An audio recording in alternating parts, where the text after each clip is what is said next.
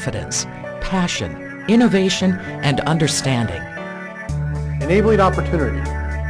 Protecting capital. Engineering innovation. Investing in your future. Ensuring continuity. Finding the right balance. It takes Aon.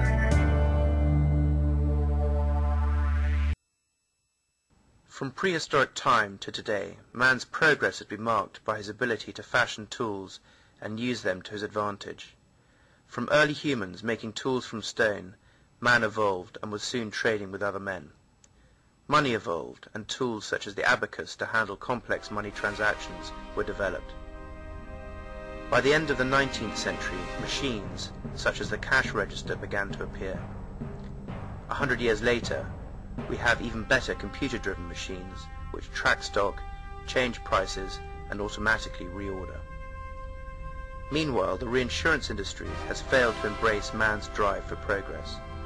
The reinsurance industry today would be as familiar to practitioners from the 1800s as it is to modern underwriters. An underwriter or broker from 1800 would settle nicely into today's business. That is, until now. For the reinsurance industry, pivot point changes everything. Soon it will be understood that the period before pivot point was as dark as the caveman period was before the abacus. Come and see for yourself if you don't believe. After a demonstration, you will understand what is possible. Well, you knew this would happen. Everybody's been lining up at the front door of the Treasury on Pennsylvania Avenue. The banks, the investment banks, the mortgage companies, the stock market, and now, coming from California, the Terminator. California Governor Arnold Schwarzenegger warned U.S. Treasury Secretary Henry Paulson in a letter he emailed to him last night that California might need emergency federal loans of up to $7 billion this week. This is according to this morning's LA Times. California, among several states frozen out of the bond market by the credit crunch, is just about out of cash to fund day-to-day government operations. It cannot access routine short-term loans. It needs to remain solvent. If the state's inability to access cash continues, Schwarzenegger says, payments to schools and other government entities in California could be suspended and state workers laid off. A spokesman for the state treasurer said asking Washington for a loan is, quote, one option on the table.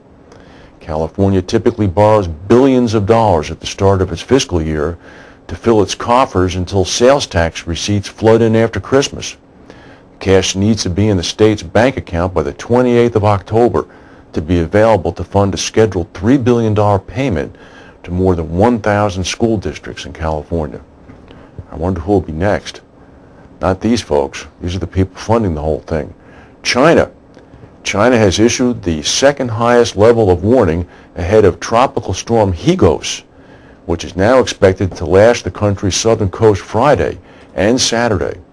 The official Xinhua news agency reported that the National Meteorological Center is saying that Higos, which is the 17th tropical storm of the year, is expected to make landfall either east of Hainan Island or west of Guangdong Province by Saturday morning. In Central Europe, in the Czech Republic, a bus traveling from Slovakia to Prague crashed this morning, killing at least 4 people. Czech public radio said the bus skidded off a road and overturned early this morning. The accident occurred near the western Slovak town of Trenčín. The bus was traveling from the Slovak town of Bartošov to Prague on a regular route. If you're in England, and in London in particular, this picture probably looks familiar.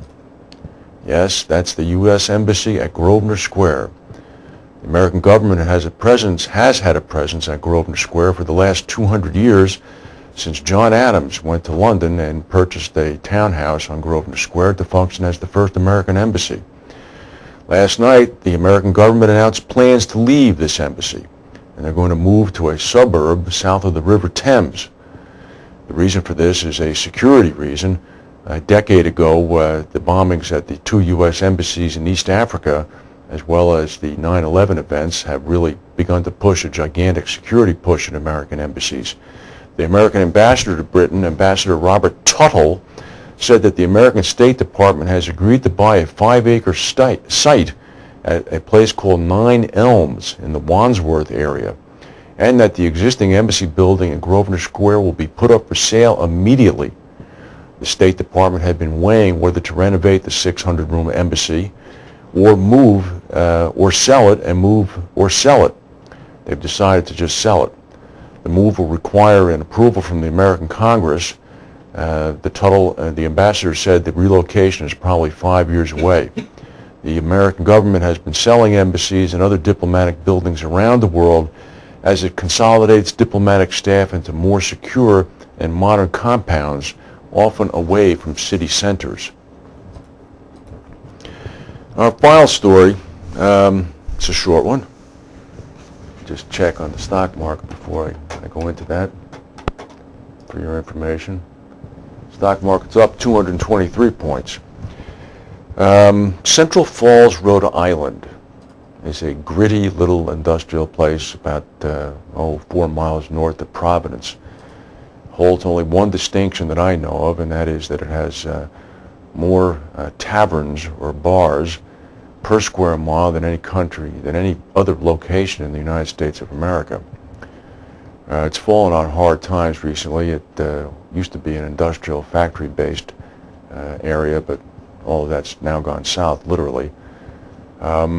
Sunday, the police were driving down the main street in Central Falls and saw a car with fireworks, sparklers, Roman candles, rockets spewing out of the windows of the car, the interior of the car exploding in large cacophonous thundering blasts, and they arrested a 28-year-old man who was trying to throw things out of the car, burning his hands.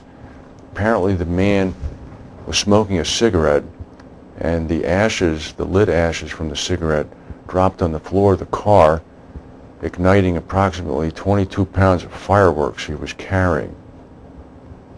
He's not seriously injured. The car is destroyed. He's being charged with use or possession of fireworks and is going to be fined $500. That would have been something to see, actually. We don't have a picture. I looked and looked and looked and looked, but maybe one of the Central Falls weeklies will have something over the weekend. If they do, I'll see if I can get it and put it on. In the meantime, the House is going to vote tonight, supposedly. If they vote any earlier, we'll come back and tell you. And we're watching the situation closely. If any breaking news comes, we'll come back and tell you. If not, have a good weekend, and we'll see you on Monday.